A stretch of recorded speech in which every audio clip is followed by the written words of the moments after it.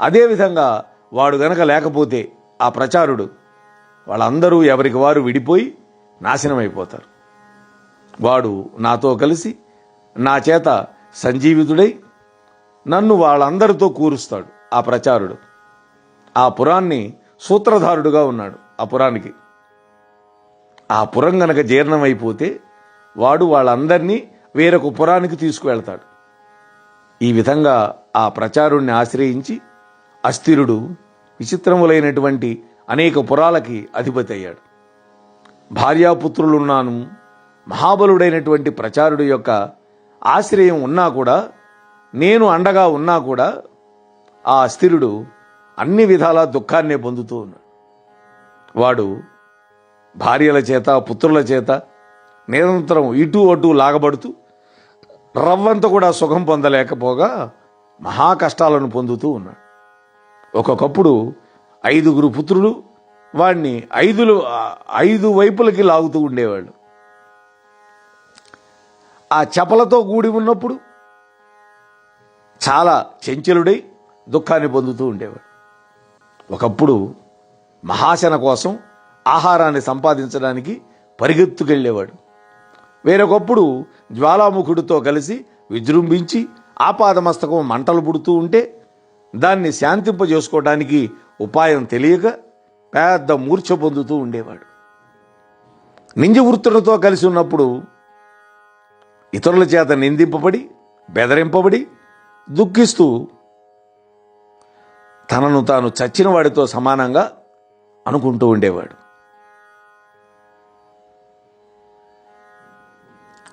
దుష్కులమునందు పుట్టినటువంటి ఆ అస్థిరుడు దుష్టులైనటువంటి భార్యాపుత్రులతో కలిసి వాళ్ళ పట్ల మోహం వల్ల ఎల్లప్పుడూ వాళ్ళ వెంట తిరుగుతూ ఒక్కొక్కప్పుడు గొప్ప గొప్ప నగరాల్లో, మరొకప్పుడు నీచ ప్రదేశాలలో నివసిస్తూ ఉన్నాడు. క్రూర మృగాలతో నిండినటువంటి అరణ్యాలలో ఎండలు మండిపోతూ ఉంటే, ఎడారుల్లో నీళ్లు గడ్డగట్టిపోతూ ఉంటే,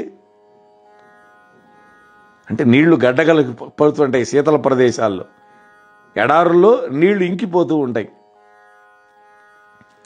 దుర్వాసన ప్రబలుతూ ఉన్న తావులలో చీకటి గుహల్లో నివసిస్తూ ఆ అస్థిరుడు ఎంతో దుఃఖాన్ని పొందుతూ ఉన్నాడు. కుమారుడు దుఃఖం వల్ల నా చెలికెత్తి కూడా దుఃఖపడుతూ ఉండేది.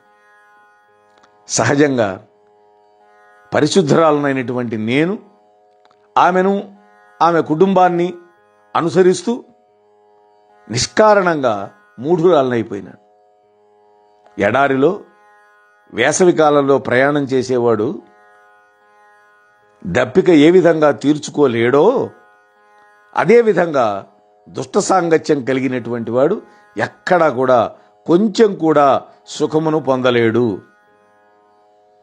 ఈ విధంగా చాలా కాలం గడిచిపోయిన తర్వాత ఒకనాడు నా చెలికత్తె అత్యంత దుఃఖం వల్ల వికలమైనటువంటి మనస్సుతో నన్ను రహస్యంగా కలుసుకుంది. ఆమె నన్నే ఆశ్రయించుకునే ఉపాయాన్ని పొంది మంచి భర్తను గైకొని తన కుమారుణ్ణి జయించి వాడి పుత్రులు మొదలగున వాళ్ళని కొందరిని చంపేసి కొందరిని బంధించి నాతో కలిసి మా తల్లి యొక్క పురానికి వేగంగా వచ్చింది. కష్టాలను తొలగించుకున్నటువంటి నాసకి మా తల్లిని మాటిమాటికి కౌగలించుకుంటూ ఆనంద సముద్రంలో మునిగిన దానిలాగా అయింది.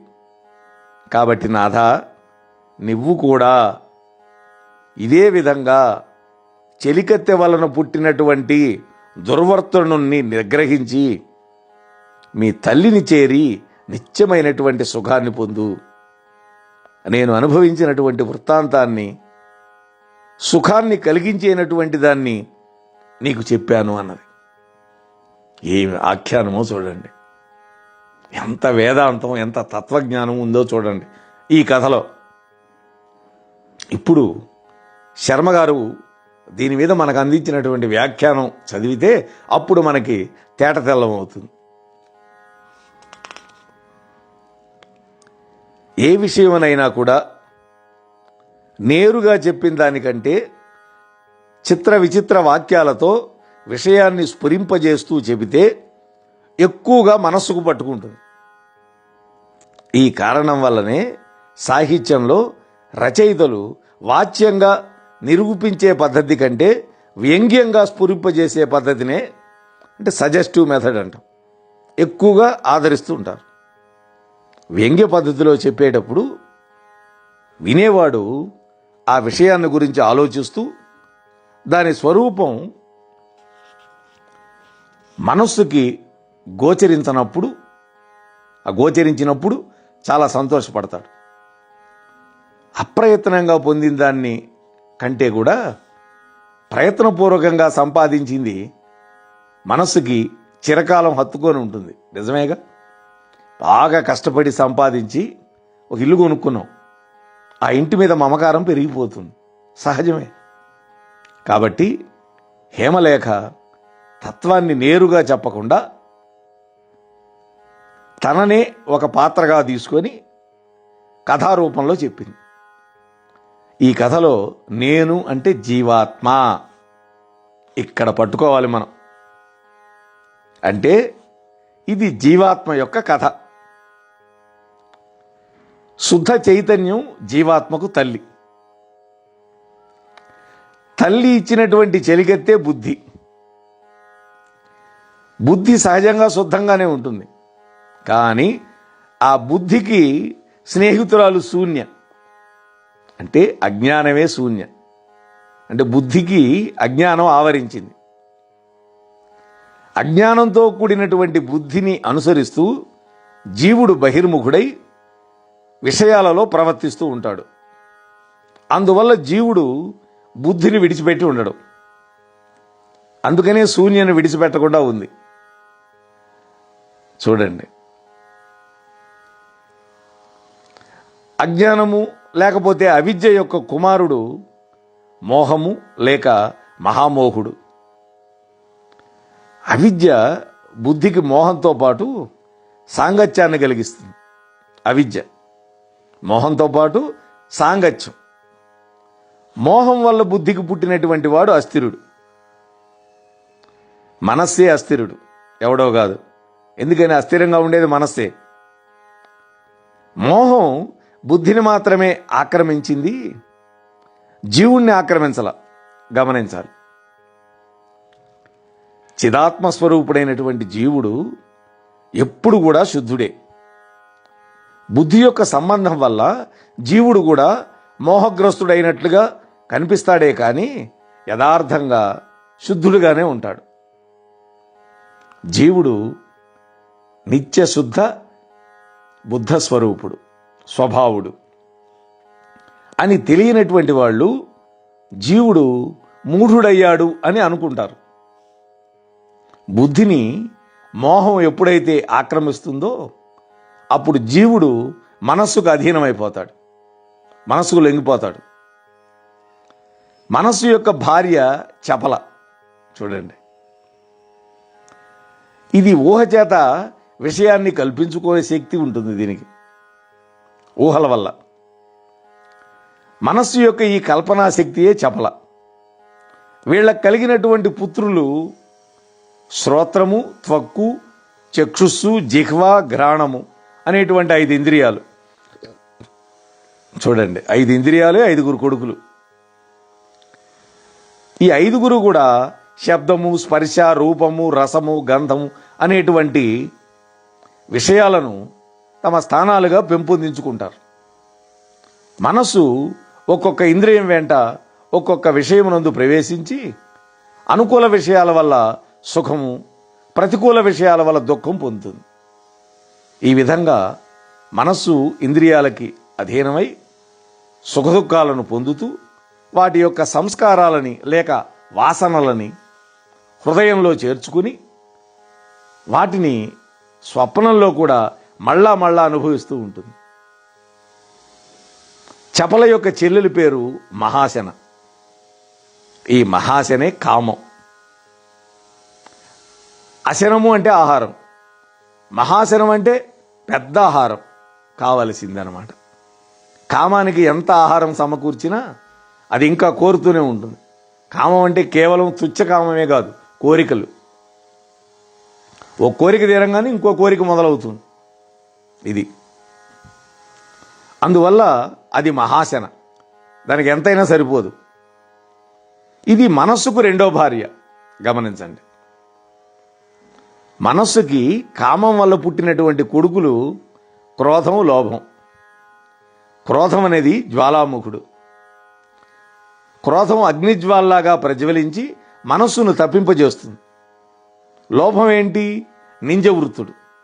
లోభం కలిగిన వాడు ధృతరాష్ట్రుడిలాగా పాపవర్తనం కలిగిన వాడై లోకం చేత నిందింపబడతాడు. ధృతరాష్ట్రుని అందరు తిడతారుగా. క్రోధ లోభాల చేత మనస్సు మాత్రమే కాకుండా బుద్ధి, జీవుడు కూడా దుఃఖం వల్ల మూర్ఛను పొందినట్లు అవుతారు. మనస్సు కామానికి వశం అయితే కర్మవశం వల్ల శరీరాన్ని పొందుతుంది. ఇది మనస్సు కామానికి గనక వశవర్తి అయితే ఆ కర్మ వల్ల శరీరాన్ని పొందుతుంది. అది 10 ద్వారాలు గల పురం వంటిది అన్నాడు. ఆ శరీరం, దానికి 2 కళ్ళు, 2 చెవులు, 2 ముక్కులు, ముక్కు రంధ్రాలు 2, నోరు, మూత్రద్వారం, మలద్వారం, బ్రహ్మరంధ్రం అనేవి 10 ద్వారాలు. బ్రహ్మరంధ్రం తలపైన ఉంటుంది.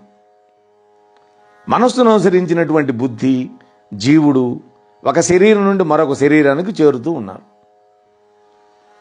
జీవుడు లేకపోతే బుద్ధి, మనస్సు, ఇంద్రియాలు మొదలైనవి ఏమీ చేయలేవు. జీవుడు ఉంటేగా ఆ జీవాత్మ పనిచేయిస్తూ ఉంటుంది. జీవుడు యొక్క చైతన్యం వల్ల అవి పనిచేస్తాయి. వాటి వ్యవహారాన్ని చూసి అదంతా కూడా జీవుడిదే అని తలంచుకుంటూ కొందరు జీవుడు మూఢుడు, చెంచలుడు అనేటువంటి మనస్సు యొక్క, బుద్ధి యొక్క లక్షణాలని జీవుని యందు ఆరోపిస్తారు. నిజానికి ప్రతిబింబంతో అద్దానికి ఎటువంటి సంబంధం లేదు కదా. అదేవిధంగా మనోబుద్ధుల వ్యవహారంతో జీవుడికి ఎటువంటి సంబంధం ఉండదు. జీవుడు తల్లి అంటే ఏంటి? స్వస్వరూపం అంటే శుద్ధ చైతన్యం. అందువల్ల జీవుడు ఎప్పుడు కూడా శుద్ధుడే అని తత్వజ్ఞులు గ్రహిస్తారు. మనస్సు బడలిపోయినప్పుడు బుద్ధి యొక్క ఒడిలో విశ్రమిస్తుంది. బుద్ధి ఒడిలో విశ్రాంతి తీసుకుంటుంది. అప్పుడు ఇంద్రియాలు కూడా నిద్రపోతాయి. అప్పుడు మనస్సుకి మిత్రమైనటువంటి ప్రాణం, లేదా దానికే ప్రాచారుడు అని పెట్టాం మనం, శరీరాన్ని రక్షిస్తూ ఉంటుంది. మనస్సుకు మిత్రుడు ప్రాణం. అప్పుడు జీవుడు శుద్ధ చైతన్యంతో ఏకీభవిస్తూ సుఖపడుతూ ఉంటాడు. ప్రాణం లేకపోతే మనస్సు, ఇంద్రియాలు ఏవి నిలబడలేవు. ప్రాణం ఉంటేనేగా. వీటన్నిటికీ ఆధారం ప్రాణం. ప్రాణం లేకపోతే ఇంద్రియాలు నిస్తేజం అయిపోతాయి. చూడండి, ప్రాణం పోగానే కళ్ళు చూడలేవు, చెవులు వినలేవు. వీటికి జీవుడికి ప్రాణం వల్లనే సంబంధం కలుగుతుంది. ప్రాణానికి శక్తి అంతా కూడా జీవుడి యొక్క చైతన్యం వల్లనే కలుగుతుంది. కర్మానుభవం ఎప్పుడైతే పూర్తవుతుందో అప్పుడు శరీరం శిథిలమైపోయి పడిపోతుంది. అప్పుడు ప్రాణం ఆ శరీరాన్ని విడిచిపెట్టి మనస్సును, బుద్ధిని, ఇంద్రియాలను తీసుకొని మళ్ళా కర్మలను అనుసరించి ఇంకొక శరీరంలో ప్రవేశిస్తుంది. ఇది భగవద్గీతలో కూడా అదే చెప్పాడు కదా కృష్ణ పరమాత్మ. ఈ విధంగా జీవుడు మనస్సుతో ప్రతి శరీరంలో ఏవో పుణ్యాలు, పాపాలు చేస్తూ వాటి యొక్క సంస్కారాలని బట్టి దివ్య శరీరాలను లేకపోతే క్రిమికీటకాది శరీరాలను పొందుతూ పరిభ్రమిస్తూ ఉంటాడు. ఒకప్పటికి బుద్ధి విరక్తి పొంది మోహాన్ని విడిచిపెట్టి మంచి భర్తను పొందుతుంది. అంటే బుద్ధి సద్గురువుని ఆశ్రయిస్తుంది అని అర్థం. నిర్మలమైన బుద్ధి సద్గురువు యొక్క బోధల వల్ల రహస్యమైనటువంటి జీవుడి యొక్క స్వరూప జ్ఞానాన్ని గ్రహించి, ఇంద్రియాలను జయించి, మనస్సును నిగ్రహించి, శుద్ధ చైతన్యంతో మాటి మాటికి కూడుకుంటూ మహదానందాన్ని పొందుతుంది. అంటే బుద్ధి శుద్ధ చైతన్యాన్ని గురించి నిరంతరము మననం చేసుకుంటూ దానితో తాదాప్యాన్ని పొందుతుంది. అదే జీవుడికి ముక్తి. శుద్ధ చైతన్యంలో హేమలేఖ వంటి జీవులు లెక్కలేనంతమంది ఉన్నారు. అందరి కథ ఇట్లాంటిదే. ప్రతి జీవుడు బుద్ధి, మనస్సు, అవిద్య అనే వాటిని అనుసరిస్తూ సంసారి అవుతూ ఉంటాడు. కానీ యథార్థంగా జీవులందరూ కూడా సముద్రంలోని తరంగాల్లాంటి వాళ్ళు. సముద్రం కంటే భిన్నంగా ఏ విధంగా తరంగాలు ఉండవో అదేవిధంగా శుద్ధ చైతన్యం కంటే వేరుగా లేరు వాళ్ళు. వాళ్ళు మేము సంసారులం, మేము బద్ధులం అని అనుకుంటూ వాళ్ళ యొక్క స్వరూపం అనుకుంటున్నా కూడా వాళ్ళ స్వరూపం శుద్ధ చైతన్యమే, వేరే కాదు. రజ్జు సర్పభ్రాంతి అంటాం మనం. త్రాడులో పాము అనేటువంటి భ్రాంతి కలిగినప్పుడు ఆ పాము ఎప్పుడు ఏ విధంగా లేదో అదేవిధంగా జీవుడి యందు సంసారిత్వం కూడా ఎప్పుడూ లేదు, తాళ్ళలో పాము లేనట్లుగా. అందువల్ల జీవుడు యథార్థంగా ఎప్పుడూ కూడా శుద్ధ చైతన్య స్వరూపుడే. ఇందులో కొన్ని సంకేతాలు చూద్దాం. తల్లి అంటే శుద్ధ చైతన్యం, ఆమెయే మన త్రిపురాదేవి. కూతురంటే జీవుడు. తల్లి ఇచ్చినటువంటి చెలికత్తె ఎవరంటే బుద్ధి. బుద్ధికి స్నేహితులు ఎవరు? శూన్య అంటే అవిద్య. శూన్య యొక్క కొడుకు మోహం. మోహం వల్ల బుద్ధికి పుట్టిన కొడుకు అస్థిరుడు, వాడే మనస్సు. మనస్సు యొక్క మొదటి భార్య చపల, ఆమె కల్పన. మనస్సు వల్ల చపలకు పుట్టిన కొడుకులు 5, వాళ్లే పంచేంద్రియాలు: శ్రోత్రము, త్వక్కు, చక్షస్సు, జిహ్వ, ఘ్రాణం. అంటే చెవి, చర్మం, కన్ను, నాలుక, ముక్కు. చెవి వల్ల శబ్దం వింటాం, చర్మం వల్ల స్పర్శ జ్ఞానం పొందుతాం, కంటి వల్ల రూపాన్ని దర్శించగలుగుతాం, జిహ్వ వల్ల రసాన్ని ఆస్వాదించగలుగుతాం, ఘ్రాణేంద్రియం వల్ల అంటే ముక్కు వల్ల వాసన పీల్చగలుగుతాం. చపల యొక్క చెల్లెలి పేరు మహాసేన అని చెప్పాను, అంటే కామం. మనస్సుకు 2వ భార్య ఆమె. మనస్సు వల్ల కామానికి పుట్టిన కొడుకులు 2. ఒకడు జ్వాలాముఖుడు, వాడే క్రోధుడు. 2వ వాడు నింజవృత్తుడు, వాడే లోభం. 10 ద్వారాలు కలిగినటువంటి పురమే శరీరం. అస్థిరుడు యొక్క ప్రియమిత్రుడు పురరక్షకుడు, ప్రచారుడు అన్నాం. అస్థిరుడు అంటే మనస్సు. ఆ మనస్సు యొక్క ప్రియమిత్రుడు ఎవరయ్యా అంటే ప్రాణం. బుద్ధి మంచి భర్తను పొందటం అంటే సద్గురువుని ఆశ్రయించటం. ఇది ఈ కథలో ఉన్నటువంటి గొప్ప సంకేతార్థాలు. ఇక తర్వాత అధ్యాయానికి వెళదాం. శ్రద్ధా ప్రశంస అనేది ఈ అధ్యాయం. ప్రియురాలి యొక్క మాటలు విన్నటువంటి హేమచూడు ఆశ్చర్యపోయి నవ్వుతూ ఈ విధంగా అన్నాడు: భార్యామణి, నువ్వు చెప్పిందంతా కూడా గగన కుసుమాలలాగా నిరాధారంగా కనిపిస్తున్నాయి. నీవు అప్సరస్సుకి జన్మించి అడవిలో మహర్షి చేత పెంచబడ్డావు కదా. నీవు ఇప్పుడిప్పుడే యవ్వన దశలో అడుగు పెడుతున్నావు. నీకు తారుణ్యం ఇంకా పూర్తిగా రాలా, అంటే యవ్వనం ఇంకా పూర్తిగా రాలా. అటువంటి నీవు 1000 ఏళ్లుగా ఉన్నట్టు చెబుతున్నావు.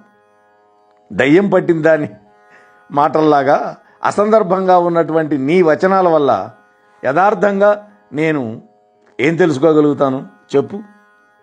నీ చెలికత్తె, ఆమె కొడుకు ఎక్కడున్నారు? ఆ పురములు ఎక్కడున్నాయి? అది పోని నాకు మా అమ్మ ఏ సఖిని ఇవ్వలేదే. మా తండ్రి గారికి మా అమ్మ తప్ప ఇంకెవరు భార్యలు లేరే. నువ్వు చెప్పిందంతా విదూషకుని ప్రసంగంలాగా ఉన్నది. గొడ్రాలి కొడుకు రథము యొక్క నీడనెక్కి మనుష్యుల కొమ్ములతో ఆకాశంలోని అరణ్యాలలో పుట్టబోయే రాజును చంపి ఎండమావుల నీళ్లలో స్నానం చేసి కలలోని కామినితో క్రీడిస్తున్నాడు అని చెప్పడం ఎటువంటిదో నీ ప్రసంగం అట్లా ఉన్నది అన్నాడు. అప్పుడు హేమలేఖ నవ్వి, నాథ, నీకు నేను చెప్పింది అర్థం లేనిది ఎట్లా అవుతుంది? మా వంటి వాళ్ళ మాటలు నిరాధారం కాదు. అసత్యం తపస్సును నాశనం చేస్తుంది. సత్యశీలురయందు అసత్యం ఏ విధంగా ఉంటుంది అంటే, సత్యమే శీలంగా కలిగిన వాళ్ళ పట్ల అసత్యం ఉండదు. విషయాన్ని తెలుసుకోవాలి అనుకుంటున్న వాడికి అసత్యాన్ని చెప్పేవాడు ఏ లోకంలో కూడా సుఖపడలేడు. మరి ప్రియుడవైనటువంటి నీకు నేను అసత్యం ఎందుకు చెబుతాను? నేను చెప్పేది అసత్యమే అనుకుందాం, దాన్ని నీవు మంచి బుద్ధితో విమర్శించవచ్చు కదా. లోకములో వ్యవహార కుశలుడైనటువంటి వాడు ప్రతి విషయాన్ని ఏదో ఒక అంశంలో పరీక్షించి ఆ విషయం సరిగ్గా ఉందో లేదో తెలుసుకుంటాడు.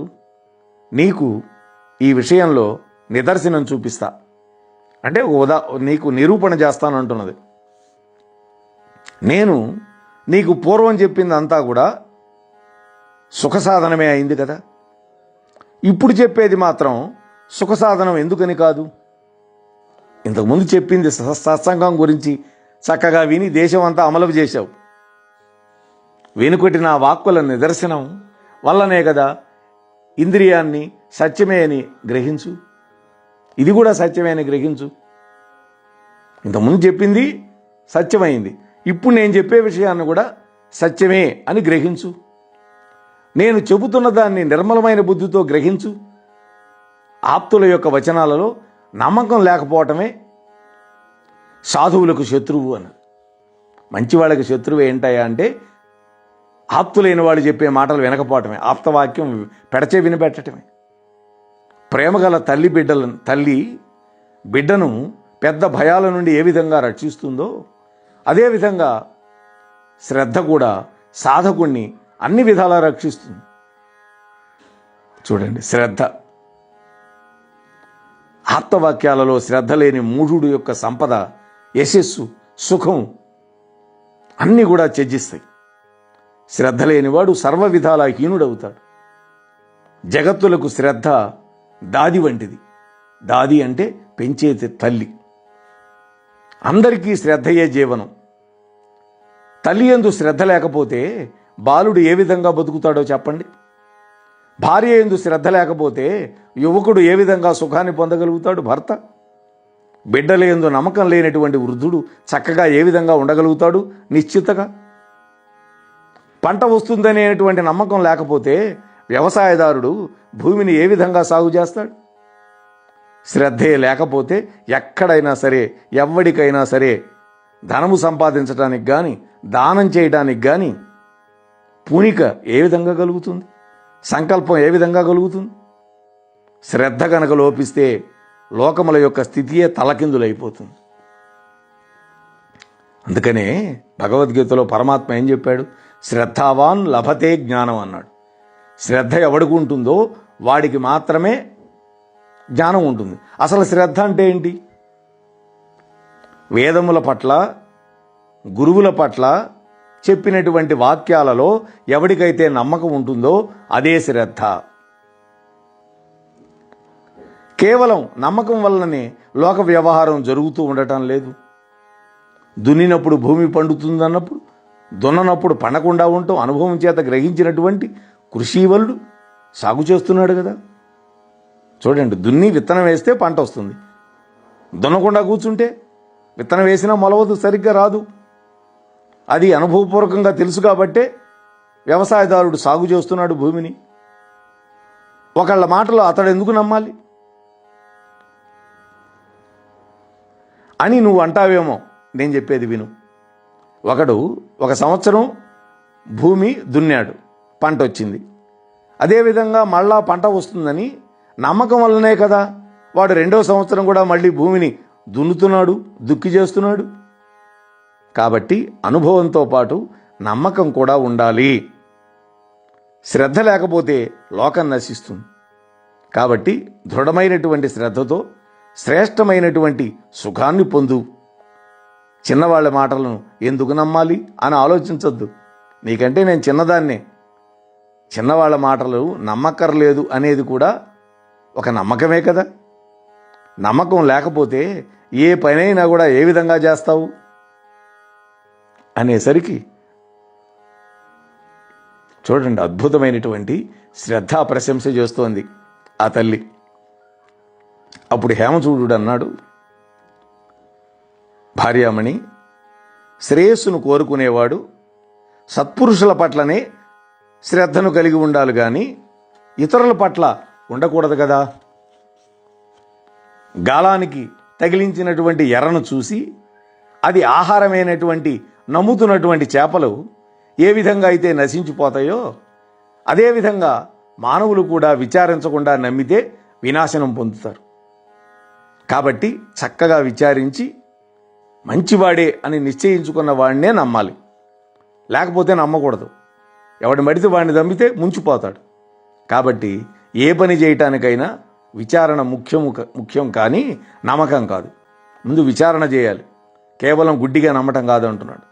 కాబట్టి నమ్మకం లేకపోతే ఏ పని అయినా కూడా ఏ విధంగా చేస్తావు అనేటువంటి నీ ప్రశ్న ఏ విధంగా కుదురుతుంది అని ఆమె అన్నది. చూడండి ఎంత చర్చ. అప్పుడు హేమలేఖ అన్నది, ఏ విధంగా కుదురుతుందో చెబుతాను వినండి. ఒకడు సత్పురుషుడో కాదో ఎట్లా నిశ్చయిస్తారు? శాస్త్రాన్ని అనుసరించి సత్పురుషుల యొక్క లక్షణాలను బట్టి నిశ్చయం చేయొచ్చు అంటావేమో. అప్పుడు శాస్త్రాన్నైనా నువ్వు నమ్మక తప్పదు కదా. కాబట్టి విశ్వాసం వల్లనే లోకమంతా కూడా ప్రవర్తిస్తూ ఉంది. అంతులేనటువంటి తర్కం వల్ల కానీ, అసలు తర్కమే లేకుండా ఉండటం వల్ల కానీ ఎవ్వడు కూడా ఎక్కడ కూడా శ్రేయస్సును పొందలేడు. తర్కమే లేనివాడికి ఒకప్పటికి శ్రేయస్సు కలుగుతుందేమో కానీ అంతులేని తర్కం వల్ల మాత్రం ఎవ్వడు కూడా శ్రేయస్సు పొందలేడు. విపరీతంగా తర్కం చేయకూడదు, వాడు ముందుకే పోలేడు జీవితంలో. పూర్వం సహ్యగిరిలో గోదావరి తీరంలో బుద్ధిశాలి అయినటువంటి కౌశికుడు అనేటువంటి విప్రుడున్నాడు. నాథా, ఒక దృష్టాంతం చెబుతాను వినమని కథ చెబుతోంది. ఆయనకి వందల కొలదిగా శిష్యులు ఉన్నారు. వాళ్ళకోసారి గురువుగారు లేనప్పుడు తమ బుద్ధిని అనుసరించి లోకస్థితిని నిర్ణయించుకోవాలి అనుకొని ఒకళ్ళతో ఒకళ్ళు చర్చించుకుంటూ ఉన్నారు గురువుగారు లేనప్పుడు. అప్పుడు శుంగుడు అనేటువంటి ఒక శుష్క తార్కికుడు వాళ్ళ దగ్గరకు వచ్చాడు. వాళ్ళందరినీ ఆక్షేపించాడు. ఏమయ్యా, మీరందరూ నా మాట వినండి. సత్యం అన్నది ఎక్కడ కూడా సిద్ధింపదు. ప్రమాణం చేత గ్రహింపబడుతుంది కదా సత్యమని చెప్పబడుతుంది. ప్రమాణం గనక దోషయుక్తమైతే సత్యం నిరూపితం కాదు. కాబట్టి మొదట ప్రమాణం అనేది సరి అయిందా కాదా అని నిశ్చయించాలి. అందుకోసం మరి ఒక ప్రమాణం ఆవశ్యకం. దాని యొక్క ప్రామాణ్యాన్ని నిశ్చయించడానికి వేరొక ప్రమాణం కావాలి. ఈ విధంగా దీనికి అంతం ఉండదు. అందువల్ల సరైనటువంటి ప్రమాణం సిద్ధించదు. ప్రమాణం లేకపోతే సత్యం సిద్ధించదు. చూడండి, ప్రమాణం లేకపోతే సత్యం అనేది బోధపడదు. కాబట్టి ప్రమాణం, దానివల్ల కలిగే జ్ఞానం, ఆ జ్ఞానాన్ని పొందే వ్యక్తి, వాళ్ళలో ఏది కూడా సిద్ధించదు. కాబట్టి ఈ వ్యవహారం అంతా కూడా శూన్యం మీద ఆధారపడి ఉంటుంది. అందువల్ల శూన్యం తప్ప ఈ లోకంలో సత్యం ఏదీ లేదు అని ఒక వితండవాదం బయలుదేరదీశాడు ఆ తార్కికుడు. ఈ మాటలు నమ్మి వాళ్ళలో కొందరు మూఢులైపోయినారు, జడత్వాన్ని పొందారు. తక్కిన వాళ్ళు గురువుగారి దగ్గరికి పోయి విచారించి సరైనటువంటి సమాధానాన్ని పొంది కృతార్థులైనారు. కాబట్టి శుష్కమైనటువంటి తర్కాలని అవలంబించకూడదు. ఎల్లప్పుడూ కూడా శాస్త్రానుకూలమైనటువంటి తర్కాలని ఆశ్రయించాలి. దానివల్ల మాత్రమే శ్రేయస్సు పొందగలుగుతారు. హేమలేఖ ఈ విధంగా చాలా ధైర్యంతో మాట్లాడగానే హేమచూడు చాలా ఆశ్చర్యపడి, ఓహో, నీకు ఇంత పాండిత్యం ఉన్నదని నాకింతవరకు తెలియలేదు. నీవు ధన్యురాలివి. నీ వల్ల నేను కూడా ధన్యుణ్ణైనాను. శ్రద్ధ వలన సకల శ్రేయస్సులు కలుగుతుందని చెబుతున్నావు. దేని యందు శ్రద్ధ ఉంచాలి? దేని యందు శ్రద్ధ ఉంచకూడదు. పరస్పర వైరుధ్యమైనటువంటి శాస్త్రాలు అనంతంగా ఉన్నాయి. ఆచార్యుల యొక్క మతాలు, వ్యాఖ్యాతల యొక్క అభిప్రాయాలు, ఇక్కడ మతము అంటే వాళ్ళ యొక్క అభిప్రాయం అని వేరువేరుగా ఉన్నాయి. మన సొంత బుద్ధి కేవలం తర్కంతో దాన్ని నిశ్చయించలేదు కదా. మరి అటువంటప్పుడు గ్రహింపబడేది ఏది, గ్రహింపరానిదేది, ఎవరికి ఏది ఇష్టం అవుతుందో దాన్ని వాడు ఇది ఏ నిశ్చితమని చెప్తాడు కదా. అట్లే తనకిష్టం కాని దాన్ని హాని కలిగిస్తానని చెబుతాడుగా. తనకిష్టం లేకపోతే ఇది చెడ్డదంటాడు. ఈ పరిస్థితిలో ఎవడైనా ఏమి నిర్ణయం చేయగలుగుతాడు? శూన్యాన్ని నిశ్చయించి చెప్పినటువంటి ఆ శుంగుడు సత్యాన్ని నిరాకరించడం సహజమే కదా. అతడు కూడా తర్కశాస్త్రాలను అనుసరించియే కదా చెప్పుంటాడు ఆ మాట. మరి అతని వాదం ఎందుకని విశ్వసించకూడదు? ఇవన్నీ నాకు చక్కగా చెప్పు అని అడిగాడు. మరి దానికి జవాబుగా ఆ తల్లి హేమలేఖ